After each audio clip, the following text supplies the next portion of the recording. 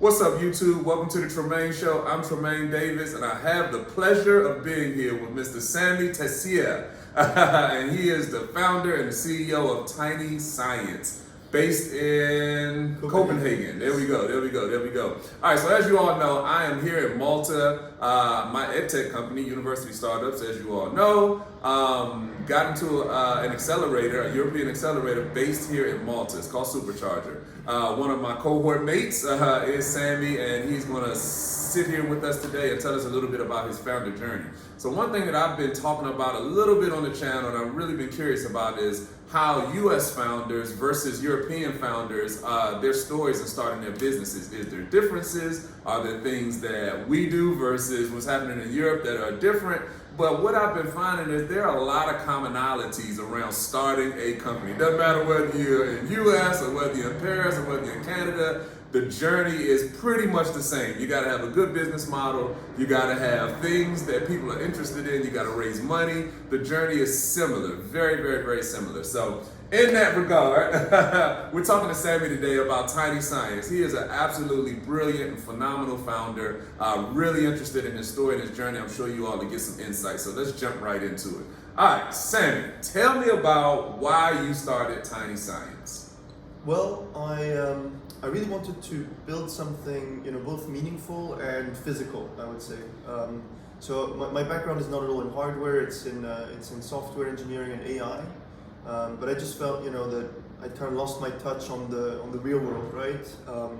So I was exposed as a student assistant and as a research assistant to a research project at my university, which was based on this even bigger research project from MIT called the Food Computer. Okay. And what we were doing essentially is we were building these, very large plant labs, Got it. with the twist that they were only to be used for learning purposes in middle schools. So the MIT project fizzled out, and the project I was part of, kind of as all research projects do, started to lose funding and things like that. But I was, going to these schools and seeing these devices being used by teachers, and they just loved them, right?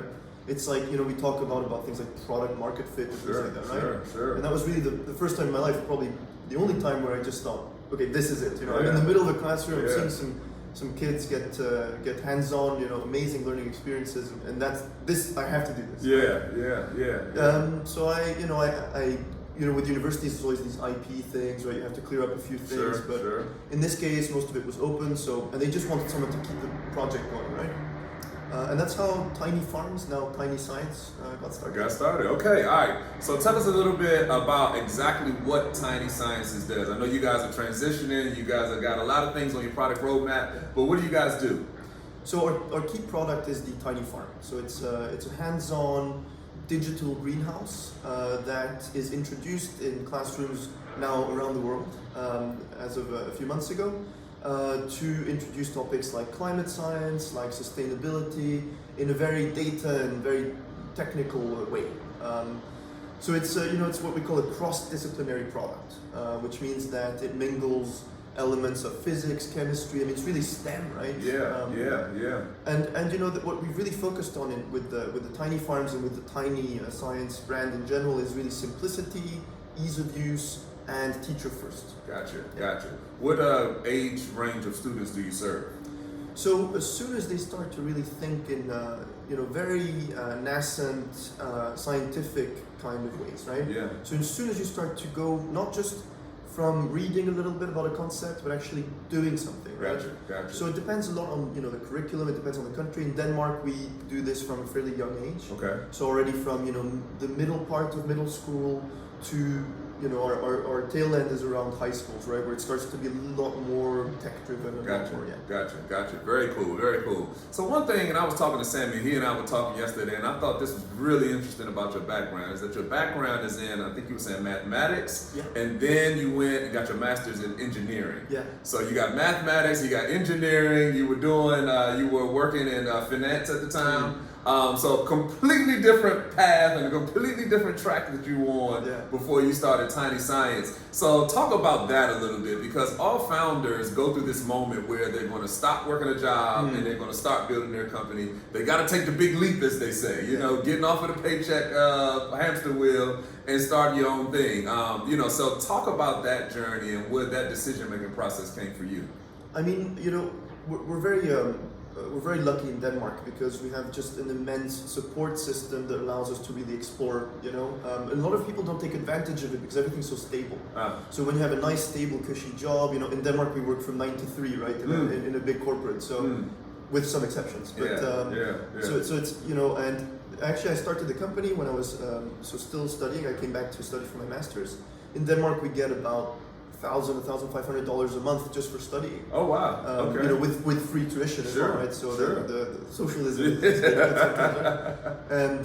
and so that allowed me to actually, you know, kind of take the decision to create something new without having to risk too much in that sense. Of course, you know, as it went on, there was, you know, we've had many moments where you have to kind of confront whether you want to keep going or not. I mean, I think every startup goes through at least 10 moments where you're back against the wall and feel like you're about to collapse, right? And they always seem to bounce back. But, so that was, I mean, for me, you know, it was very clear for many reasons, you know, both that I didn't feel like I was enjoying what I was doing anymore. I felt like I was doing it mostly for money purposes, and I just felt like, you know, I was at a stage of my career, very early in my career, where I could still, you know, bifurcate quite dramatically into a new direction, right? So that was, you know, for me it was very clear, and then it was very much reinforced when we started to go out to classrooms. Gotcha. So I think, you know, founders need to really feel the product. Right? And for me, like when I was out in classrooms and seeing how students were using these research prototypes and things like that was just, it was very obvious to me then that this was what I wanted to do, you know. And this is my second time round for startups. Oh, nice. Okay. I had a small fintech company which I started way too young and you know, ran out of money at some point. We raised a little bit, but and this time it felt a lot more right for me, to be honest. So talk about that. I like that. So I'm a multi-time founder. A lot of people on the channel know that. So my edtech company I'm working on is my 6th startup. So those who follow the channel, they know I've been in this game a long time. I'm addicted to it. Exactly. That's what I was about to say. But you know, one thing that you know, I've noticed about my journey is that each time I've gotten better, I've gotten smarter, and everything like that. So I've seen the trends of how technology has developed over the last 25 years. You know, been a part of the .com boom and bust, the 2008 financial crash. I was building businesses throughout all of that. And I know that if I would have known then what I know now, I would have been much more successful. But you got to go through those periods in order to get smarter. So what did you take from your first startup that helped you be successful for your second startup?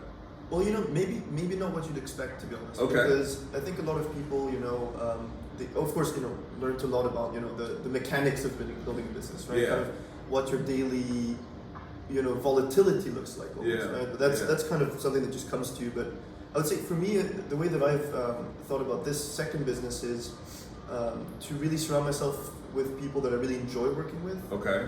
You know, where in the first business I was really surrounded by people that I felt could, like the first preference for me was, can they move the business forward? And then the personality and the chemistry was secondary, right? Got it. And I've really pivoted there because you know, I had a bad personal experience in my first company, and you know, ultimately, if you build a startup, you know, it's kind of like a relationship with co-founders and even early employees, and there has to be that chemistry, right?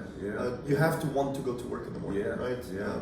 So people like Christian, who you've met, right, are people like who I can really enjoy working with. So that's really been my key focus. And then a second thing as well is you know, retaining control, both, let's say, of the direction, but also of, you know, the equity and things like that. Is some things which, you know, in the first company you think, okay, let's just raise a ton of money, let's, you know, bring on so many people, right? But I think focus is key, and I've always been someone who thinks, you know, having one person who really sets the direction is actually quite important. So it sounds like people is something that you learned. I'm an engineer, so I think it's yeah. it takes a while. No, it's all good. It's all good. I think that's a big lesson that a lot of founders have to mature into. Yeah. Because you said it's something that you may not think, but actually, if I think about like my biggest lesson over the last 25 years of doing this stuff, is my management of people. Yeah. Building teams. Really getting people aligned around vision. These types of things. It has nothing to do with technology. It has nothing to do because the tech is going to come. It's going to go. You can find people who can build the stuff, but can you get people rallied around an idea and move them forward? And that's not easy, because first of all, you really have to believe in it as well, right? So people can sense if you don't. Sure. So it has to be something that's close to heart, and sometimes in business, I feel like you're always kind of pulled in every direction. Yeah. Because everybody's an expert in everything, right? And I think conviction in your business is actually really important. That's also why when we built our board, I really both built it based on people who were in the industry, but also built it on people who I feel like I could have a conversation on as a fairly junior guy on the same level with. Sure, yeah. But that's extremely important. I think very few mistakes are afforded in that sense. Yeah. If you bring on a co-founder who you do not vibe with, as we say, then that's actually really deadly. Yeah, it could be a death knell to the business. Yeah. I've seen that multiple times. Two co-founders that just don't jive, like you said, and it can really tank a good idea. Yes. Tank a good idea. I think that part of it is one that's a little bit understated when it comes to starting businesses, because most of the time it's about the idea, we need money, we need resources, but the connection between the co-founding team, the people that are going to help you build it is probably one of the most important things. Because if you don't have money and you don't have resources, that team can put their mind share together and figure out a way to do what they need to be done. Of course. Yeah. So transitioning. All right, so Tiny is based in Copenhagen. Yeah. All right, and you guys work regionally, or have you expanded to the globe? I heard you mention that earlier. Yeah, we're really in the early stages of, it's been a very productive year for us, right? Sure. Because, in 2024, we were essentially only selling in Denmark. These larger relationships take a lot of time to build, so we started laying the groundwork for that.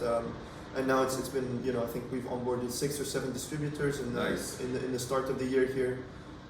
We're still kind of, working through the first batches with them and hoping there's going to be big relationships in the future too. But so now, we're going to have a presence in Australia, Lithuania, France, Germany, Italy. Nice. It's going to go pretty fast from there. Yeah. So it's really just about strategic partnerships for you guys. You guys are a B2B company. Yes, we're B2B2G, right? Okay.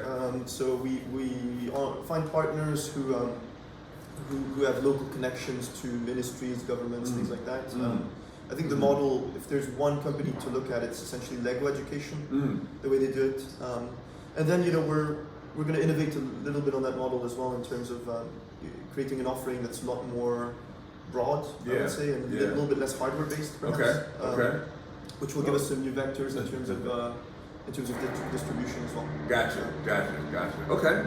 Okay. So when you came to Supercharger here in Malta, what was your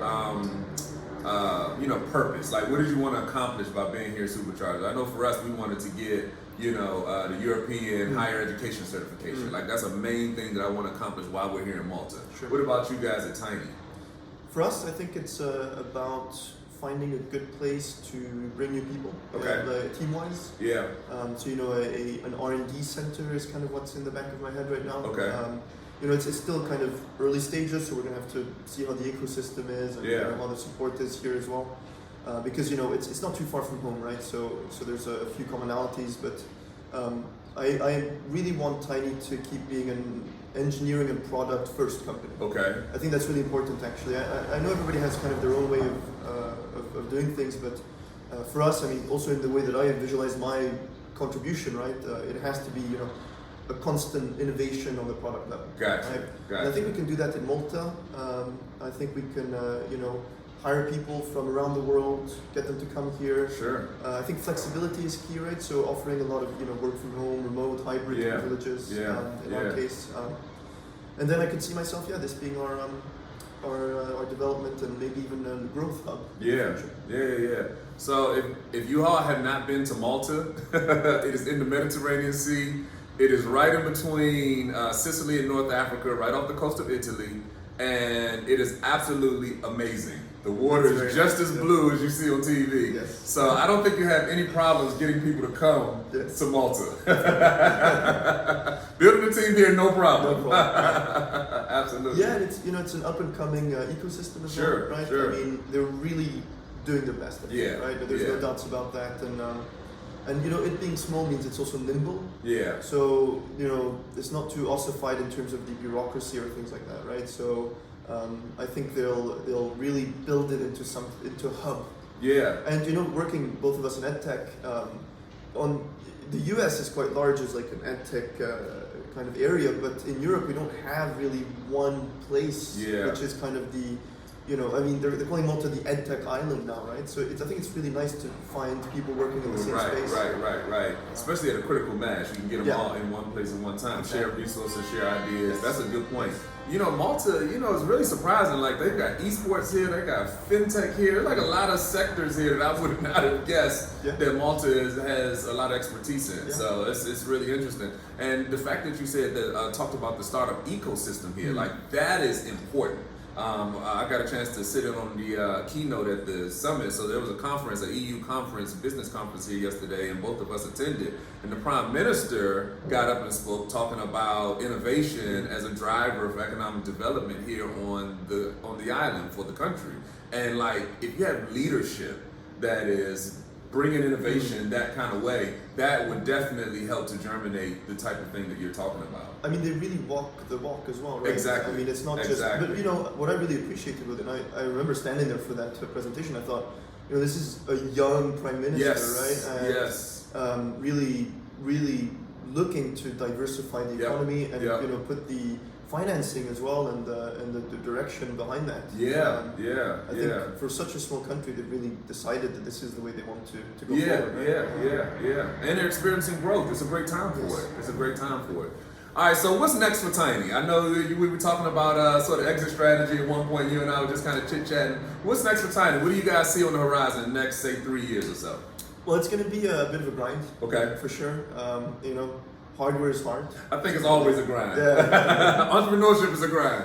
But this is a really interesting time because I created this company from very both on a personal, financial, traction level, like a very early stage, right? Yeah. Started with me building some of these farms with like cardboard.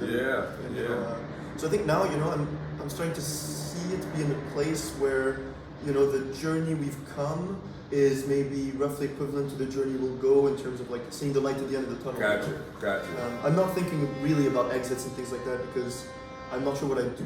Yeah. This is, I think, really I hope that this will be like the highlight of my career, right? Yeah, No matter yeah. what.